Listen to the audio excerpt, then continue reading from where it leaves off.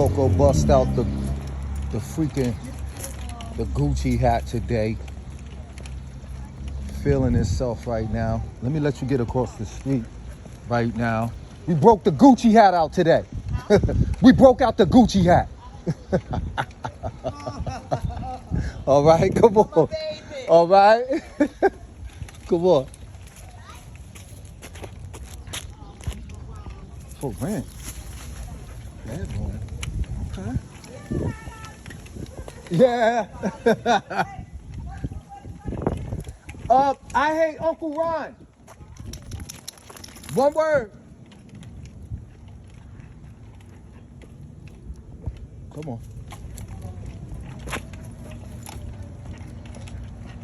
There we go. So yeah, right. A lot of people in Rahway is requesting my I'm capping. Ain't no lot of people. It's just them few people that was right up on the porch that just asked for my my Instagram. But it's Ihateuncleronn. You know what I mean? My content creator journey, walks with Coco. Stop, man. Leave the hat on. Come on, man. Why you acting like y'all saw he was trying to take the hat off? Trying to do a big flex today through downtown Rahway, and he trying to mess up the whole. Wait, sit for a second. Sit, Coke. Sit. Let me don't leave the hat alone. Leave your hat alone. That's why I was coming to the front. I wanted to see people. Yo, Coke. Yo, he is so. Oh, what's going on over here? What's going on over here? What do we have going on over here? Y'all know how I do. Wait, hold on. They look like they just waiting for the train for a game or something like that. I don't know. Let's go over. Let's take a look and see what's going on. Come on. All right. Come on. Let's see what's going on. Come over here. Okay. What's that? Big speeds happen? Wait, Coke, wait. Get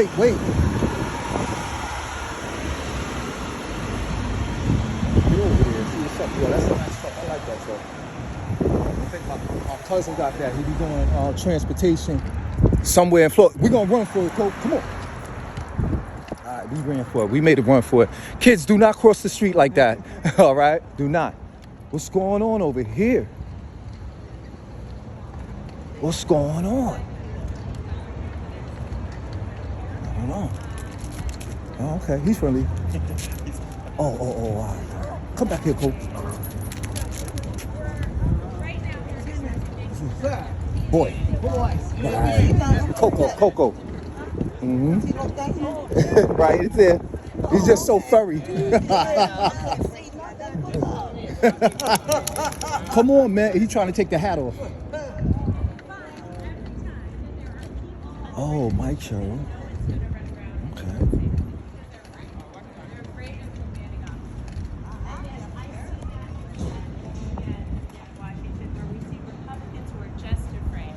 People like Jeff Andrew who stood up and said, I'll never vote for cuts to Medicaid. And then just a couple days later is down in the middle of the night on the floor of the House doing just that. So that's why we need strong leadership in New Jersey. It's why I'm running for governor. Because I'm going to chart a different path forward where we're working incredibly hard to drive down costs for people in housing and utilities and our healthcare system, and to make sure our kids have an opportunity to succeed no matter who they are or who they know. Very different from what we see going on in Washington. And so in partnership with people like your mayor here, who really is fighting for people, which is so different from what we see down in Washington when everybody down there is just fighting for people. And that's not who we are. And so that's why I think we're going to have a great deal of success in the upcoming months. And I just thank you guys so much for being here. Thanks so much. Thank you so much.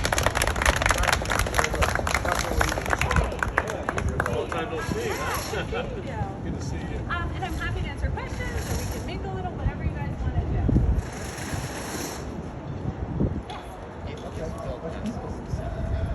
What can the state do?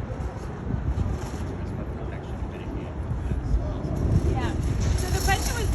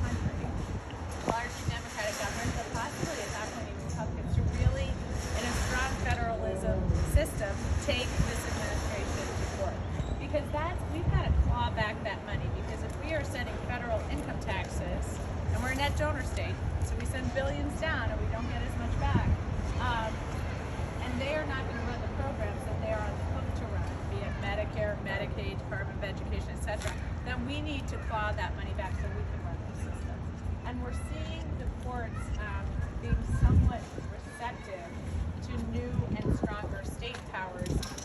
They won't say it this way, but I would say, as we're seeing the failure and the incompetence of the federal government, trying to give states some power to take on these issues so we can run them here, because it's not as simple as, oh, we'll just move funding around. Obviously we will, to help the most vulnerable people.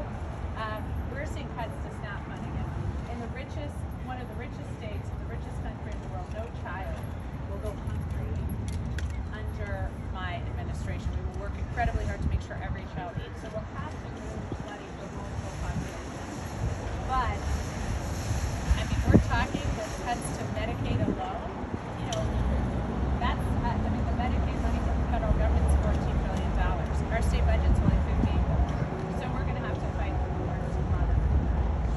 So I do have a question as well. So, as we know, in Rahway as well, like some of our backbone comes from nonprofit organizations. So many people are afraid because we're already seeing the cuts, but right now we're not really truly seeing the result of that.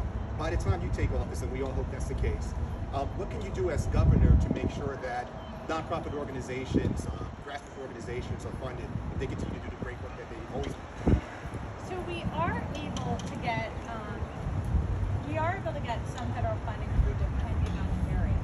So what we'll do is we'll push in where we can to find partners to push through.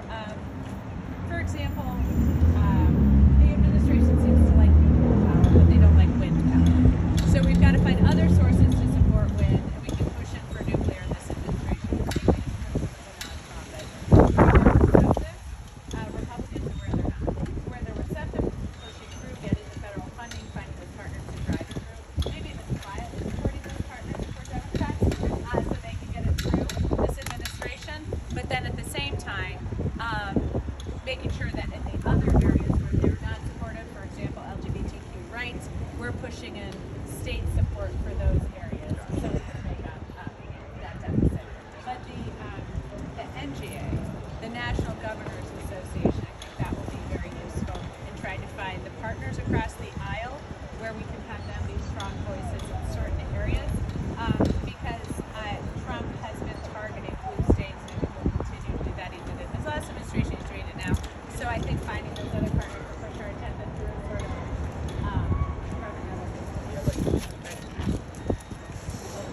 You just mentioned nonprofits. In 2017, Trump really hurt the nonprofits. So I saw it at my church, the local historical society here in town.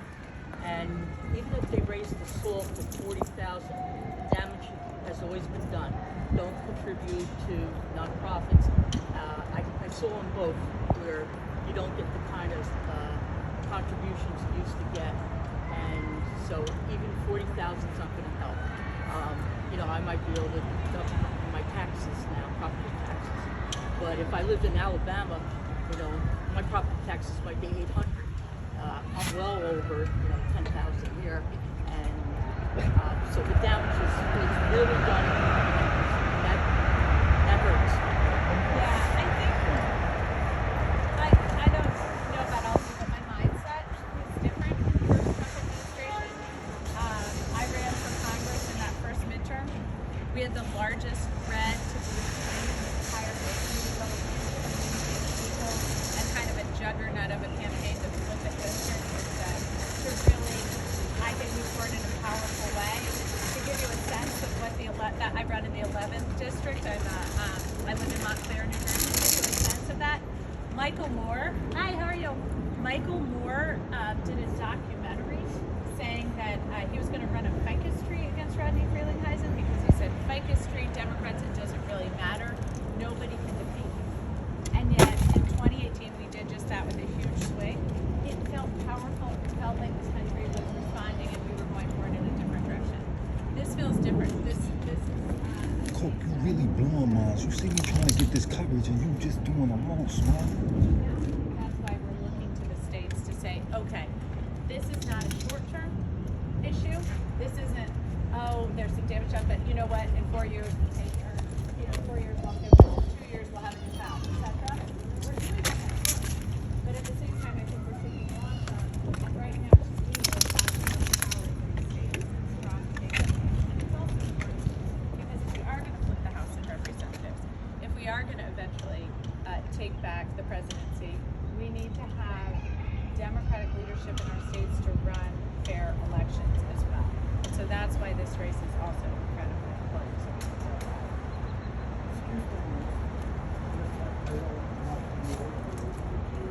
All politics is over. I just went upstairs in the train station. There was a homeless person sleeping there. There's some other person who seems homeless. What happens to them? And I've seen it numerous times. Yeah. It is the mayor. I think what we're seeing with the cost of housing in New Jersey, it's gone up from 50. Yeah. Yeah. So he just saw some homeless people up in the train station. He's wondering if what's happening to address some of what's going on. And this isn't the first time. And I know in Montclair, we have people who are homeless that we're trying to get services to. And I think part of the problem that we're seeing in our state is housing prices have gone up by 50% over the last 5 years. So people are becoming homeless. And they're really struggling. So part of what we're doing is working to drive down those costs.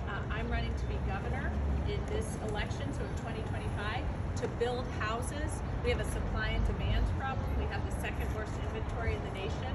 And we've seen in places like Colorado where they've been able to build more housing, they've been able to get more people in housing, and then you can start to deliver services to people, whether it's substance abuse counseling or mental health resources, but really working hard to build out the housing so people have shelter. People really need help. Are you the man? Yes, sir. And I was going to answer the one. Yes, sir. Yes. Many years ago. But to answer your second question, sir, so when our police officers encounter people who are homeless, we make sure that they understand all the services that are available. We have a social worker that works in-house with the police department that contacts these individuals to make sure that anything locally, countywide, statewide, they are they know what the resources are that are available to them, and we encourage them to take full advantage of it. And we treat them like human beings and with the utmost respect.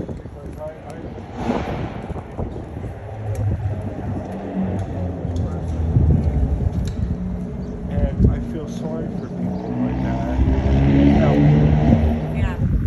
Yeah, no, it's really difficult. And they were arrested and they're back on the street. That's why we really have to get them services and drive down costs for housing. People need shelter, you know what I mean? Yeah. And that's kind of where I think we start to stabilize people. But thank you for Thank you for bringing your that question, up. sir. Thanks. It's very nice. Nice to meet you as well. I like you, Dennis. He's a good guy. Lack of senior housing, affordable housing throughout the state, particularly here in Rahway. Is there anything that you can do as governor to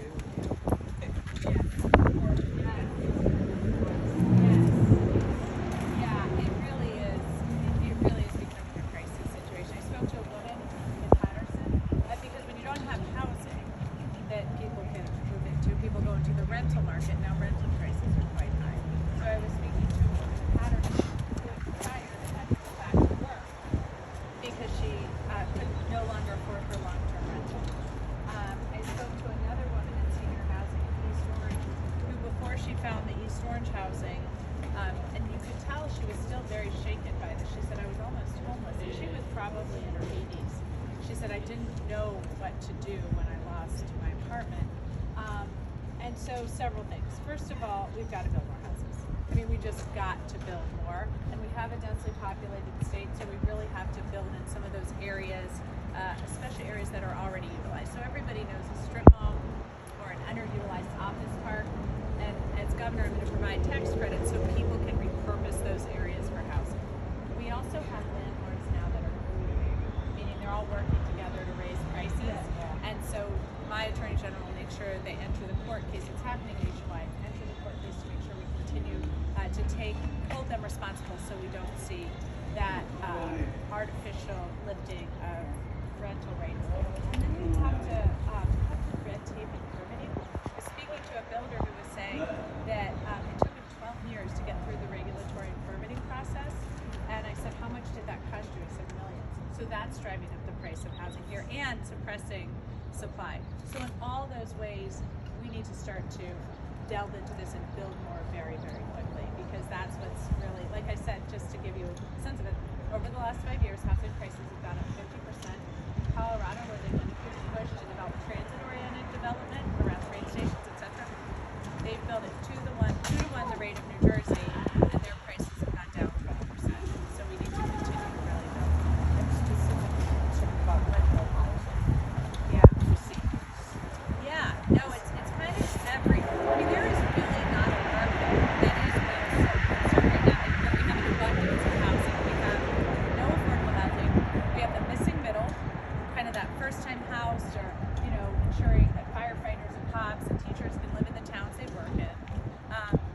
We don't have a big rental market of resale. We have some more luxury apartment buildings and stuff, but we need the affordable Yeah, when our rental. retirement plans run down, Yeah. we need another place to move into. Yeah, We will yeah. afford And I have private seniors rental. who are in the houses they raise their families in, and they can't really move because they got their interest rates before COVID, and all the prices have gone. So they're actually kind of stuck in this house, and they're not going to be able to afford it soon, So yeah, that's why we need to. If I could, Congressman, here in the city of Rahway, we approved on Estabrook an 83-unit senior affordable project that just received the last level of funding, so we're moving forward with construction. I know where it is. We I know want to exactly prioritize where it Rahway seniors on that list, absolutely. Once the list is available, we will make sure that we are advertising that, putting that out to our seniors. And also, too, on top of Bianco, right down the street, Housing Authority building. We're doing a rip-down rebuild in phases, of course, so we don't displace any of the residents there. And we're going to increase the units there as well, affordable housing. So here in the city of Rahway, we believe in comprehensive development. And as much as the market rate units are great, we need to make sure that we're providing affordable units as well. So it is definitely on priority list for myself and City Council. Well, we live in the 805 building, and we're really surprised that we didn't hear about this. Nobody said anything, and my neighbor here told me about it, and she heard it from my daughter-in-law in Westfield, and told me about it. More people would have come. I know in the building, the 805 building, normally you always have like flyers come in or somebody come in. For this event, or Yeah, this event. this was kind of just an informal, Because I didn't know about it. I know a lot of people in the building are interested. Yeah, it was kind of something the congresswoman and I, she was going to be around, and I said stop on by. It was I don't want to say last minute, but it definitely was just Thank you. wanted to get together. Thank you guys for coming at the last night. I Absolutely. appreciate it. I'm glad we reserved seats. Can I just ask you a question in your role as current congressperson? Wait. As a congressperson right now, can I ask a question about the Medicaid cuts, the threat to Medicaid cuts? When you talk, do people in Washington see that as people losing health care, meaning they're not going to get health care? Because I also see it as if those cuts also mean the people that provide the services, the medical providers, will also, there'll be less employment from those cuts because there's less people providing services. Is that something that's, am I thinking like wrong or? I came into Congress with this idea that I would build broad bipartisan coalitions, I'd deliver for New Jersey, and in doing so make Congress work again, and we would develop that working relationship. I did half of that. In only my second term, I was named the most effective member from the New Jersey delegation. I built broad bipartisan coalitions and delivered for the state, but Congress is not working. And I am incredibly frustrated at this point, and just brass tacks, I think all they care about is whether or not Trump is going to punish them for their vote. So I don't think they care that 4 in 7 seniors are receiving Medicaid help for their nursing home stay. I don't think they care that 1 in 3 school children or 1 in 3 children in New Jersey receive their health insurance through Medicaid. Sorry. I don't think they care that children will go hungry if they don't have SNAP, if they don't get their school lunches through the school program, because I think all they care about is their own self-interest and whether or not Trump's going to bully them. Unfortunately, our congressman, I believe, is in that category. Because I've written, and the response that I get to the question, not even to what I'm saying. Yeah. So, Yeah, like, what's I the get point? those It's just- too. You know? Yeah, it's really, I am so disgusted right now at the level of caving and the fact that I really think in many cases the cruelty is the point of some of what's going on, and the fact that we only need 2 Republicans sometimes, depending on who's on the floor, to vote with us. The fact that we can muster 2 people of conscience anymore in the Republican Party, well, that kind of tells you what you need to know about what they're thinking. So, I guess we can find out from the text that we got how we can help you win your election.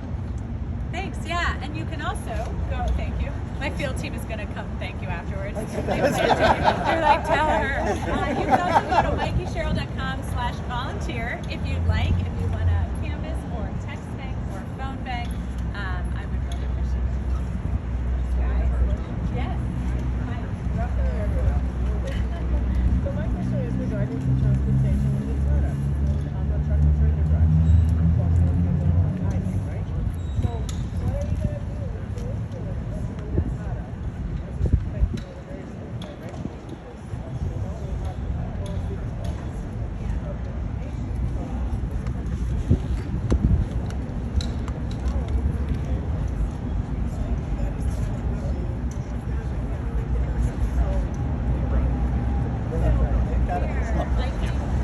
Okay, so she's a tractor trailer driver.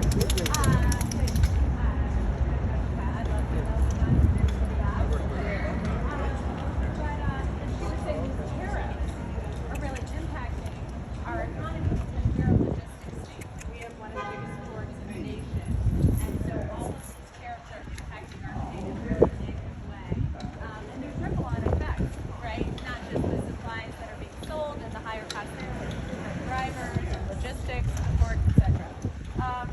And so, as Governor Albany joining other Democratic states like California right now, California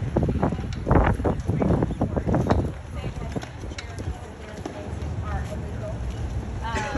Right now, the president is imposing these under his emergency powers. So a lower court said that that was illegal, that he did not have that expansive power.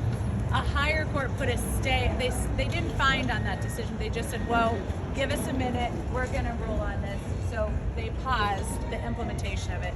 But that is still ongoing. We're trying to fight, saying, look, and terrorists traditionally are a congressional authority. It's not an executive branch. So the courts have been sympathetic to us when we are arguing separation of powers issues, and they think the executive branch is encroaching on congressional branch power, and the tariff is that. So we're fighting that in court right now.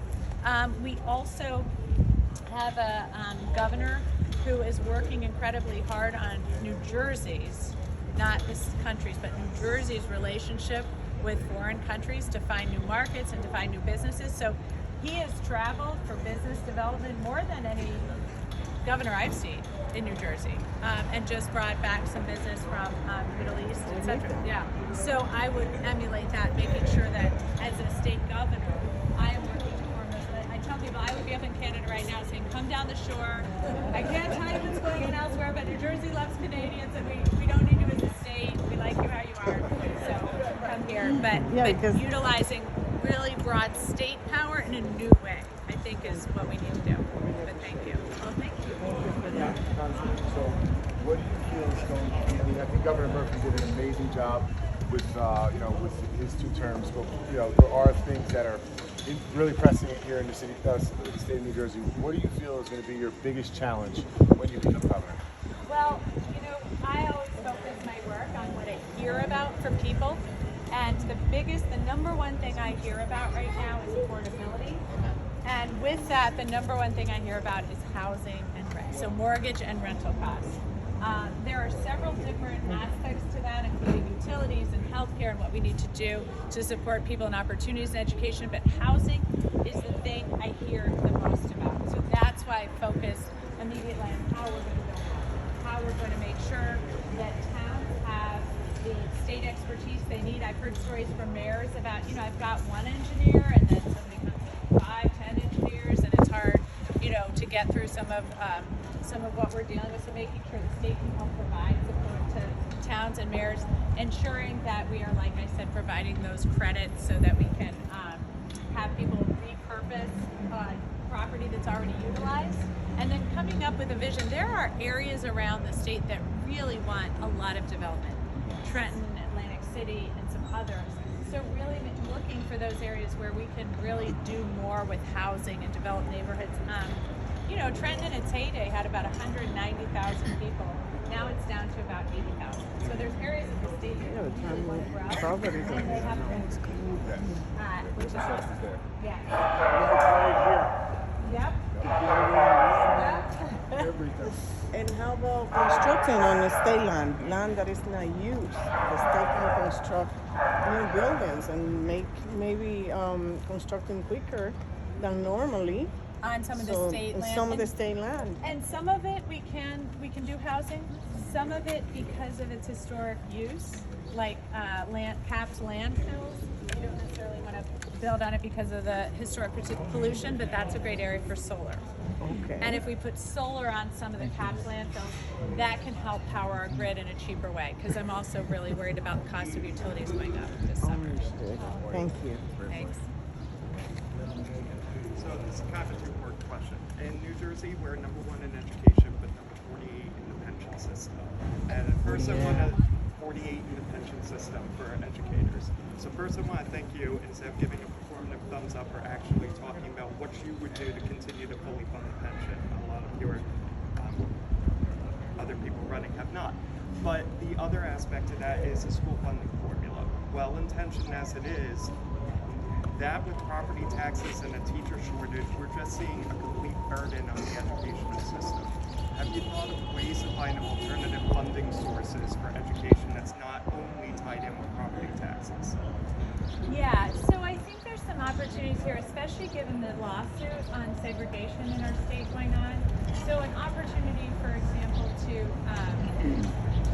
develop some county-based schools that could help defray some of the costs, hopefully, from some of our towns. So we have some of those across the state, whether they're occupational schools or STEM schools, etc. So in that way, kind of drawing from all over the county and maybe taking some of the burden off different towns, looking at some of the shared services for administrative costs, because we have a teacher shortage. We really want to invest in our students, as you, it sounds like, probably know, our students aren't doing that well, just mental health wise and social media, etc. And then we have some of the oldest school infrastructure in the nation. So, you know, in Montclair, in the high school, the stairs fell. In Patterson, a ceiling fell. So making sure that we're putting our money into teachers and students and buildings, and not these kind of administrative systems in some of the towns that have very few students. And I'll just add, in 2007, we had a baby boom. I know this because my son's graduating. He was born in 2007. And now that those kids are graduating, we're going to see in some areas of the state, especially, our student population decline. So we need to make sure in those areas we can move into some more shared services, so we have lower costs for property taxes. And then, but to your specific point, some of those makin schools might help to drive those costs. Is that neat? Oh no, it's my watch. Oh, okay. I was thinking. Going back to housing, I was talking with a friend of mine a while ago, and I live in Elizabeth and he lives in Union, and we have seen an influx of luxury apartments going up. We need to tone it down on the luxury apartments and create more affordable selling units. So he was saying that he's seen a lot of luxury apartment buildings going up. It's true. Yep. And so, you know, I think that's some of the areas where we need to address what's going on with the Mount Laurel decision. That is a almost 50-year-old decision to build affordable housing across the state. And in some cases it's worked, but it also needs to be, I think in certain areas we need to look at how we better help towns with their mandate to build, because what happens sometimes is when towns don't build, a developer can take them to court to force them to build. And what they do is they say, I'm going to build a huge luxury apartment building to defray the cost of building a couple affordable housing units. And unfortunately, we don't get the number of affordable housing units we want. We get the luxury apartment buildings, and we still don't have the missing middle that is so lacking in our state. So with public-private partnerships, the AFL-CIO, for example, wants to put some money to work in our state. They've done it in Nevada, and other areas where we can push some state money in as well to defray some of the cost of building, so we can build more, at least at market rate or affordable, as opposed to just having, because we've seen quite a few luxury apartment buildings going up. Mikey, we got time for one more. Okay, one more question. So it better be One more. really good. All right, If you're really elected good. governor, and I Okay. hope so, you're going to be dealing with 21 counties in New Jersey, and everybody wants their piece. Union County's getting the most. Between state senators and legislators, that's going to be a difficult one.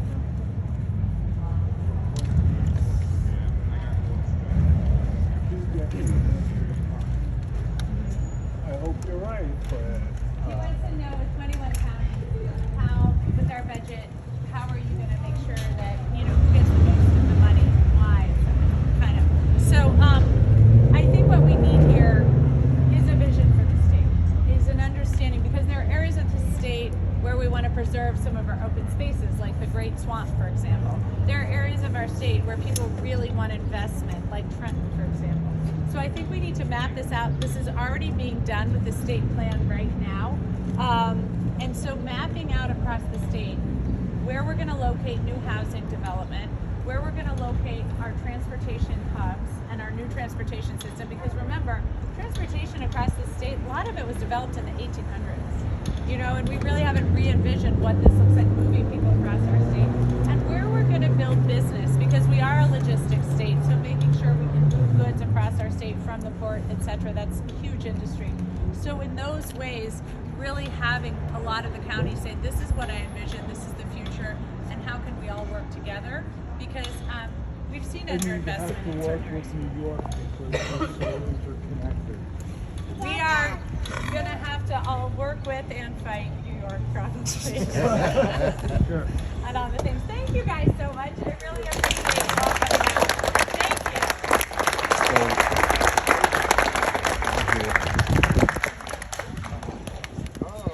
you. Don't forget, a very important primary, June 10th. Get out and vote. Very important primary. Out here again, Jeff. Yeah. Jeff on everything. Bob is a former councilman.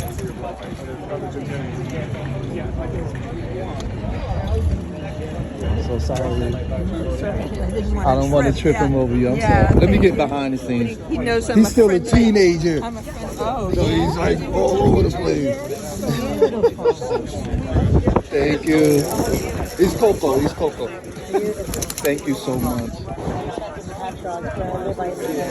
Oh, man. Oh, I know. Thank you. It's my guy. He's part of my content creator team.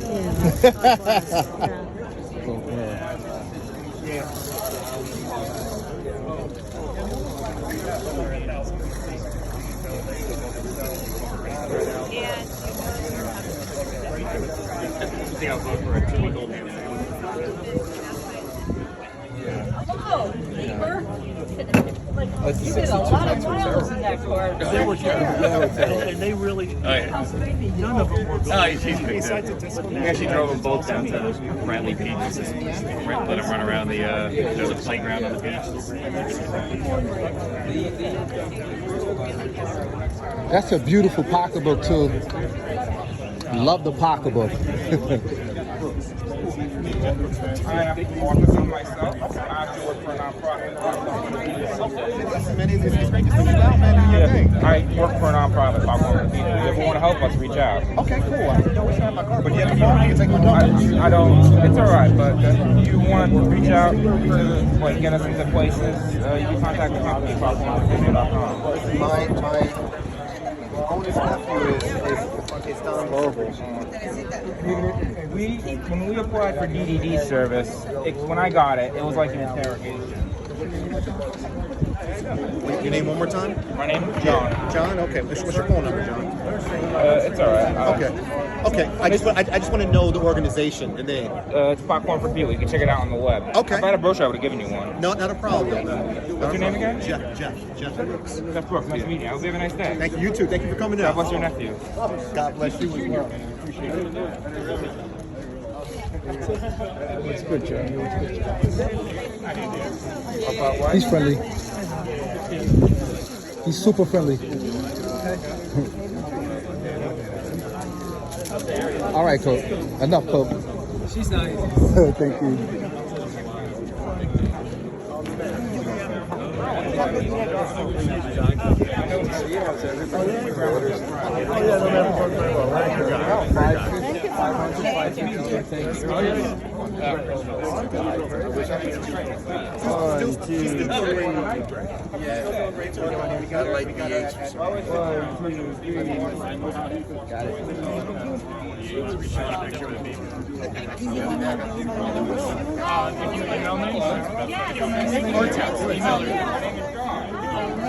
You reach out to them.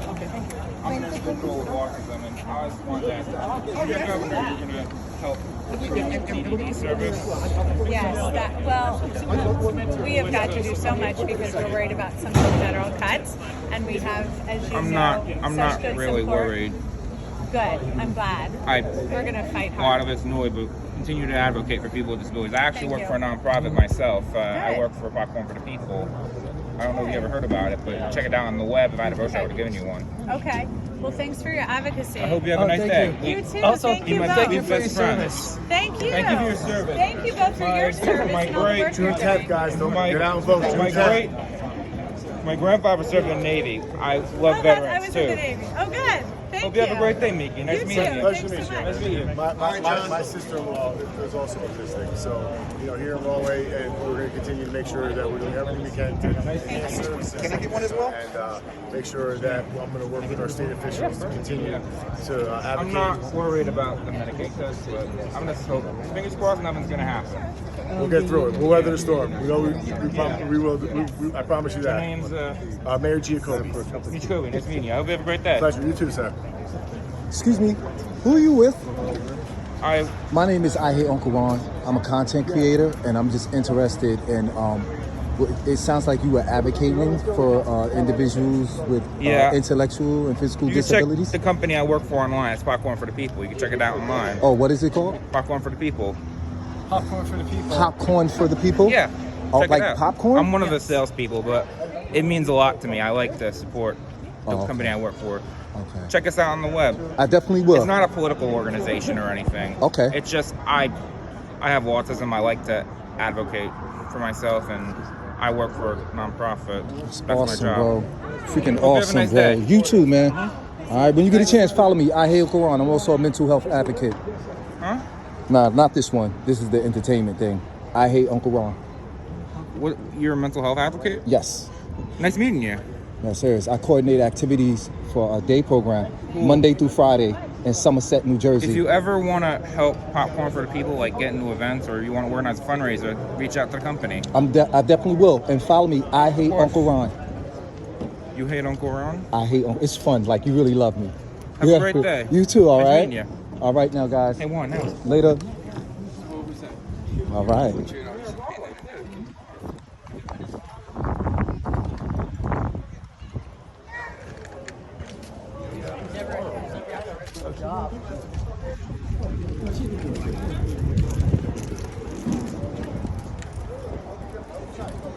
Thanks so much for coming out. All right, Coke. I'm gonna